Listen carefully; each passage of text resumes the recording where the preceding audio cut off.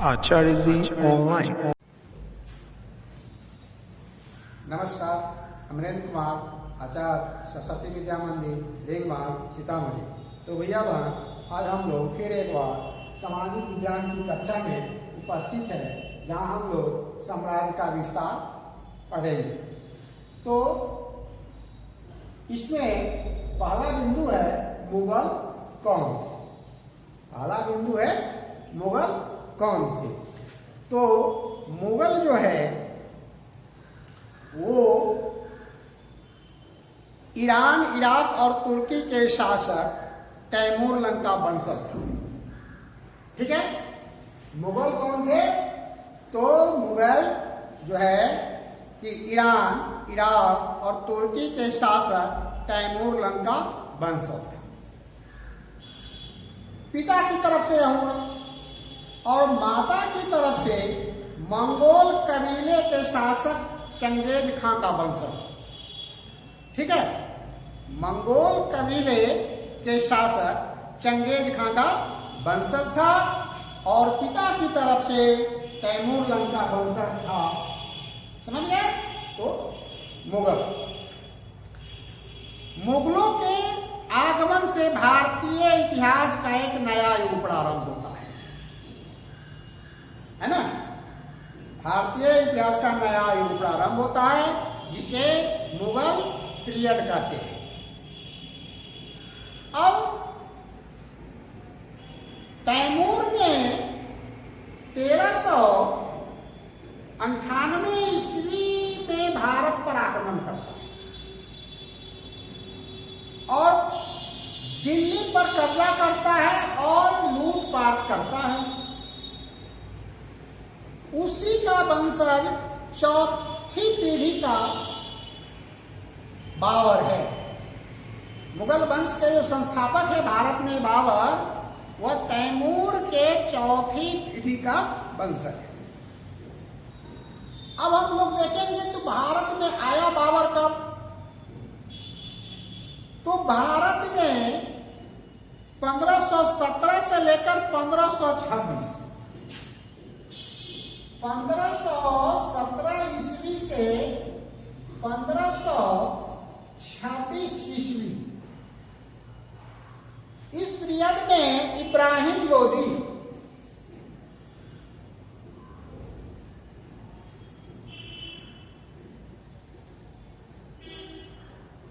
दिल्ली पर इब्राहिम लोदी का शासन था। इसके एक गवर्नर दौलत खां लोदी ने काबुल के शासक बाबर को भारत पर आक्रमण करने के लिए आमंत्रित किया। इब्राहिम लोदी का एक गवर्नर था दौलत खां लोदी, जिसने काबुल के शासक, उस समय काबुल का शासक था बाबर, उसको आमंत्रित किया। ठीक है, और सहयोग भी प्रदान किया। तो बाबर ने इब्राहिम लोदी को 1526 में पराजित किया और दिल्ली का शासक बना, यानी कि दिल्ली पर आक्रमण किया।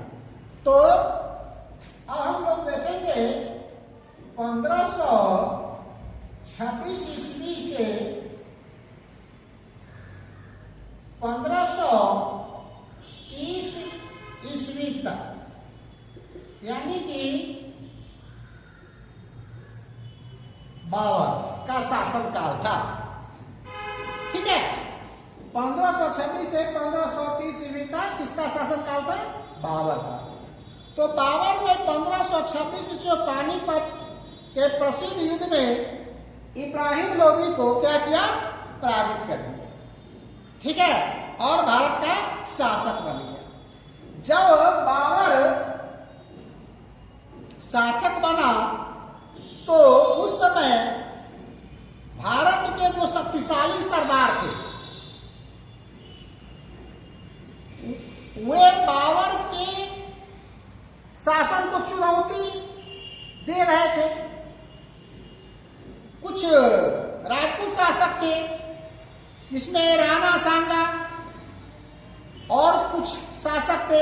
तो राणा सांगा ने मुगल आक्रमणकारी के विरुद्ध राजपूत राजाओं का एक विशाल गठजोड़ बनाया और 1527 में आगरा के निकट खानवा में राजपूत सेना और बाबर की सेना के बीच भीषण युद्ध हुआ, जिसमें अंततः बाबर विजय रहा। ठीक है, इस विजय से राजपूत शक्ति कमजोर हो गया।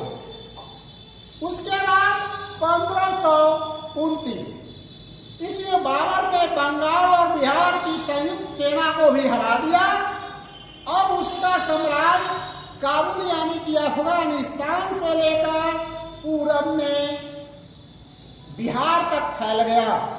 और 1530 में बाबर की मृत्यु हो जाती है। बाबर एक बहुत विद्वान शासक था।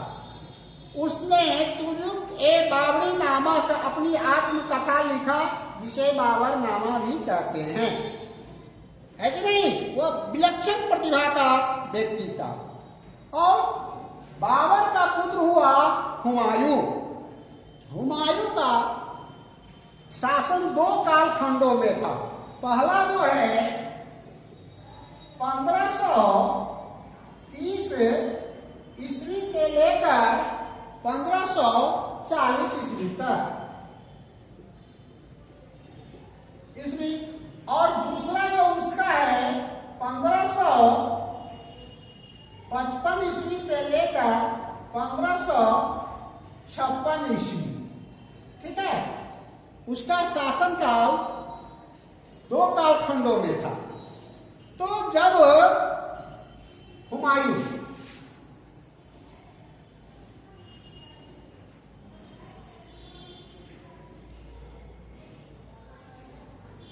का जो है 2 कालखंडों में था। जब हुमायूं 1530 में अपने पिता के मृत्यु के बाद शासक बनता है, तो उस समय वे अनेक शत्रुओं से घिरा रहता है, क्योंकि बाबर के विजय को भारत के जो वर्तमान राजपूत शासक थे वे चुनौती दे रहे थे। और उस समय भारत में 2 प्रकार के मुसलमान थे, एक भारतीय मुसलमान और दूसरा विदेशी मुसलमान। जो अफगानिस्तान के मुसलमान थे, अफगान शासक, वो अपने के भारतीय मुसलमान मानते थे, और जो बाहर से आए हुए थे यानी कि मुगल थे, उसको विदेशी मुसलमान मानते थे। तो उसी में अफगान सरदार शेर शाह, गुजरात का शासक बहादुर शाह और हुमायूं के अपने भाई कामरान, हिंदाल, अस्करी, ये लोग भी हुमायूं के शासन को चुनौती दे रहे थे, सत्ता को चुनौती दे रहे थे राजपूत शासक के साथ साथ। और उसी विश्वासघात के कारण अफगान सरदार शेर शाह सूरी ने 1539 ईस्वी में चौसा के युद्ध में हुमायूं को पराजित कर दिया। ठीक है, हुमायूं को किसने पराजित किया? शेर शाह सूरी ने। तो शेर शाह सूरी ने उसको पराजित कर दिया और हुमायूं को भागना पड़ा। अफगान सरदार शेर शाह सब जगह उसका पीछा करता रहा और 1540 में पुनः शेर शाह सूरी और हुमायूं के बीच में युद्ध होता है कन्नौज के निकट। ठीक है, और इसमें भी क्या होता है कि मुगल सेना में जो हुमायूं के भाई भी विरोध कर रहा है, इसलिए हुमायूं के भाई के विरोध के कारण मुगल सेना हतोत्साहित हो जाती है और अंततः क्या होता है कि शेर शाह सूरी का निर्णायक जीत होता है और मुगल साम्राज्य क्या है कि अफगानों के हाथ में चला जाता है। यानी कि शेर शाह सूरी एक अफगानी शासक है, यानी कि भारतीय शासक अपने को समझता था। और हुमायूं वहां से भागते भागते अंत में ईरान पहुंच जाता है। ठीक है, वहीं आश्रय लेता है ईरान के शासक से और हुमायूं ने फिर ईरान के शासक के सहयोग से 40 में तो हो जाता है, तो 1545 में वह क्या करता है, काबुल और कंधार को फिर प्राप्त करता है, जहां उसके पिता शासक थे, बाबर शासक थे, वो भी उससे स्वतंत्र हो जाता है उस समय। तो ईरान के शासक के सहयोग से ही वह क्या करता है कि 1545 में काबुल और कंधार पर आक्रमण करता है। और उसके बाद फिर शेर शाह सूरी के उत्तराधिकारी कमजोर पड़ जाते हैं, तो फिर वह 1555 ईस्वी में दिल्ली पर अधिकार करता है। लेकिन संजोग है कि एक साल यानी कि 1556 में ही वह दिल्ली के पुराने किले की सीढ़ी से वह क्या होता है, फिसल जाता है और वो मृत्यु उसकी हो जाती है। तो यह है हुमायूं का काल। अब हम लोग देखेंगे इस बीच के कालखंड को देखेंगे, 1540 से लेकर 1555 के बीच का कालखंड देखेंगे।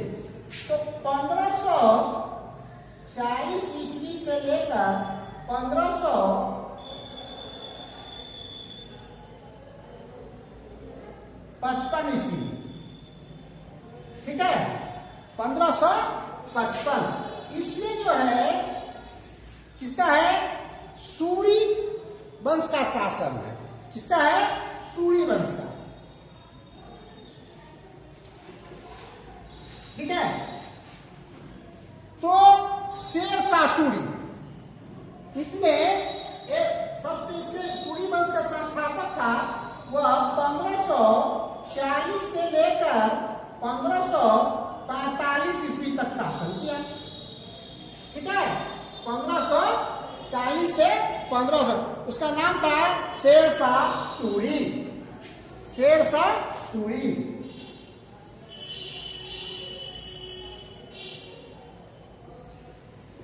इसने शासन किया। तो इसने क्या किया, हुमायूं को हराया। और जिस समय यह शासक बना उस समय इसकी आयु 67 साल, कितनी इसकी आयु थी, 67 ईयर्स, ठीक है। तो यह शासक उस समय था और इसने शेर शाह की उपाधि धारण किया, क्योंकि इसका वास्तविक नाम फरीद था। क्योंकि एक कहानी है कि वो एक जंगल में किसी शेर को तलवार से काट दिया था, इसलिए उसका नाम शेर शाह सूरी अपने के नाम रख लिया। और उसने मात्र 5 साल शासन किया। हुमायूं को हराने के बाद उसने मालवा, राजस्थान और सिंध के प्रांतों पर उसने अधिकार कर लिया। बहुत बड़ा साम्राज्य हो गया। और क्या होता है कि एक बार उसका शासन जो है उत्तर में कश्मीर से लेकर बंगाल, सिंधु नदी तक उसका फैला हुआ उसका शासन था। और 1545 में शेर शाह की मृत्यु क्या होता है कि विस्फोट के कारण हो जाता है। कालिंजर के किले में है ना, वह निरीक्षण करता रहता है और उसी समय बारूद के ढेर में आग लगने के कारण शेर शाह सूरी की भी मौत हो जाती है। और शेर शाह सूरी की मृत्यु के बाद 1545 के बाद उसके पुत्र शासन करते हैं। उससे उत्तराधिकारी कमजोर होते हैं और आपस में ही लड़ने लगते हैं उत्तराधिकार के लिए। इससे और वह साम्राज्य कमजोर हो जाता है। और निर्वासित जो हुमायूं है वह इस मौका को फायदा उठाता है। और फायदा उठाने के बाद वह क्या करता है कि फिर दिल्ली का पर आक्रमण करेगा। तो सबसे बड़ी बात है कि शेर शाह सूरी की उपलब्धि, शेर शाह सूरी की मुख्य उपलब्धि जो है, इसकी मुख्य उपलब्धि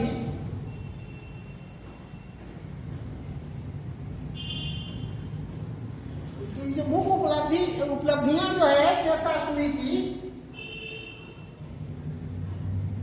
है ना, उसकी उपलब्धियां है कि प्रशासन। पहला क्या है? प्रशासन। शेरशाह सूरी का जो प्रशासन है वह मात्र 5 वर्ष प्रशासन किया, यानी कि व्यवस्था स्थापित 5 वर्ष शासन किया था। और उसने विद्रोही सरदारों को भी कुचल दिया, एक विशाल सेना का तैयार किया और सेना पर केंद्रीय शक्ति नियंत्रण रखता था सेना पर। और उसने अपने राज्य को अनेक प्रांतों में विभक्त कर दिया, ठीक है, जिसे सरकार कहा जाता था। और परगना एक सैनिक अधिकारी के अधीन था जिसे सिकंदर कहते थे, और वह कानून और व्यवस्था देखता था।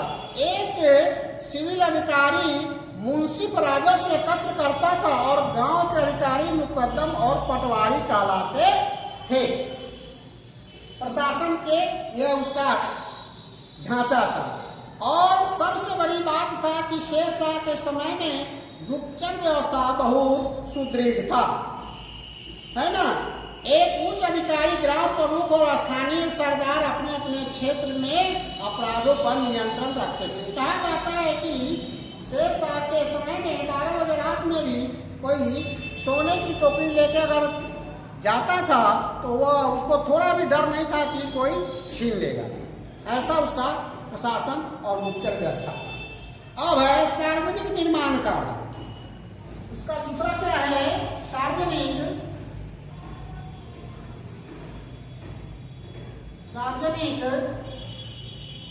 निर्माण कार्य, ठीक है।